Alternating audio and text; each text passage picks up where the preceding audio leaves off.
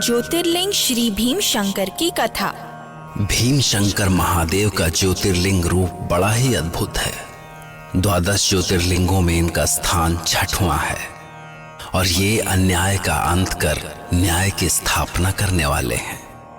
भगवान शिव का ये रूप एक राक्षस का अंत करने के लिए प्रकट हुआ था।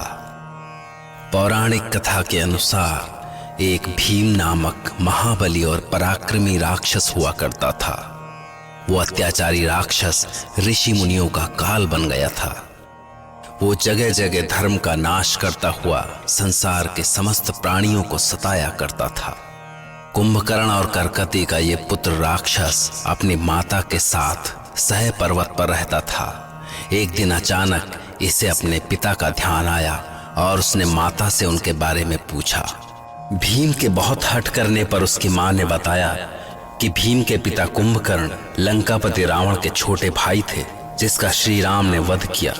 बल्कि श्री राम ने केवल उसके पिता ही नहीं, उसके सारे वंशजों को भी नहीं छोड़ा और अब इस संसार में उसका कोई नहीं है। तब उसकी मां बोली, पुत्र, तुम अपने पिता के समान ही बली हो।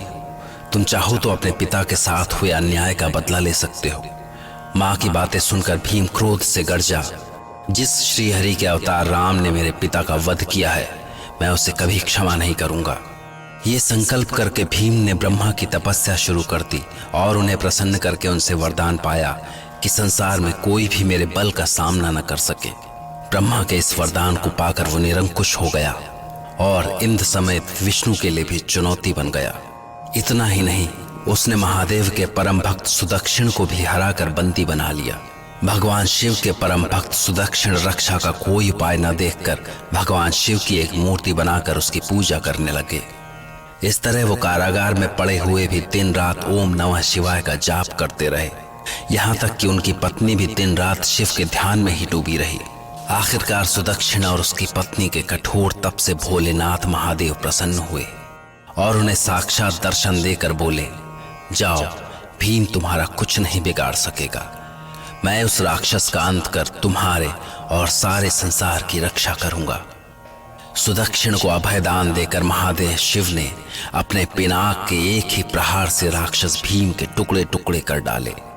राक्षस भीम के अंत के साथ ऋषि मुनि और देवतागण बहुत खुश हुए और उन्होंने महादेव से अपनी रक्षा के लिए उसी स्थान पर बने रहने की प्रार्थना की। भगवान शिव देवताओं और ऋषि मुनियों की ये विनती सुनकर द्रवित हो गए और उनका निवेदन स्वीकार कर ज्योतिर्लिंग के रूप में वहीं वास करने लगे। वैसे तो इस ज्योतिर्लिंग के स्थान को लेकर अभी तक विवाद है, पर आध्यात्मिक दृष्टि से किसी विवाद का भगवान शिव की शक्ति और महिमा पर कोई अंतर नहीं पड़ता।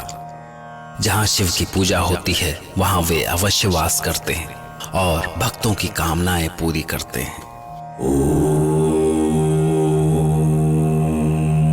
नमः शिवाय।